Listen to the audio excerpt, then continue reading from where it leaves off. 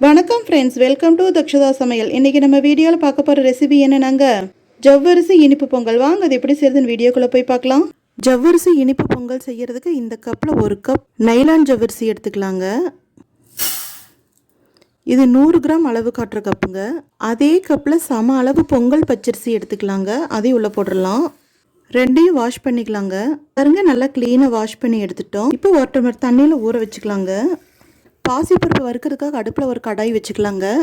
நம்ம அரிசி ஜவ்வரிசி எடுத்தோம் இல்லைங்களா, அதே அளவில் பாதி அளவுக்கு பாசிப்பருப்பு எடுத்துக்கலாங்க. அடுப்பு சிம்மில் வச்சு கோல்டன் ப்ரௌனாக வறுத்துக்கலாங்க. பாருங்க, பாசிப்பருப்பு நல்லா கோல்டன் ப்ரௌன் ஆயிடுச்சு.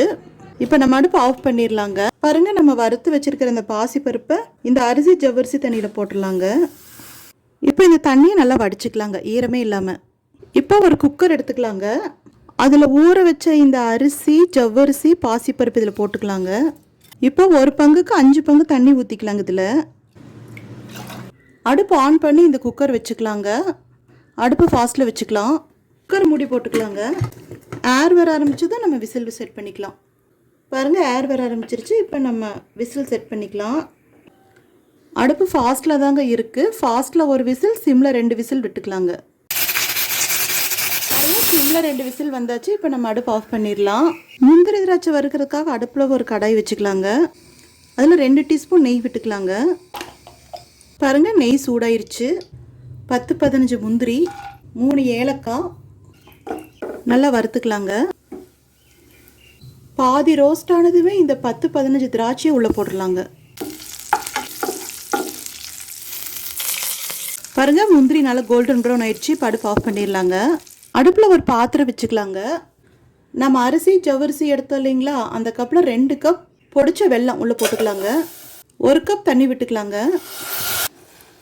அடுப்பு மீடியம் ஃப்ளேமில் வச்சு குறைஞ்சது 10 நிமிஷமாவது கொதிக்கணுங்க. பாருங்கள், கொதிச்சது போதும். வெள்ளை கரைசல் நல்லா முழுசாக கரைஞ்சிருச்சுங்க. இப்போ நம்ம அடுப்பு ஆஃப் பண்ணிடலாம். இப்போ குக்கர் மூடி ஓப்பன் பண்ணிக்கலாங்க. நம்ம வெள்ளைப்பாகு வச்சுருக்கோம் இல்லைங்களா, அது ஒரு ஸ்டீல் வடிகட்டியால் வடிகட்டிக்கலாங்க.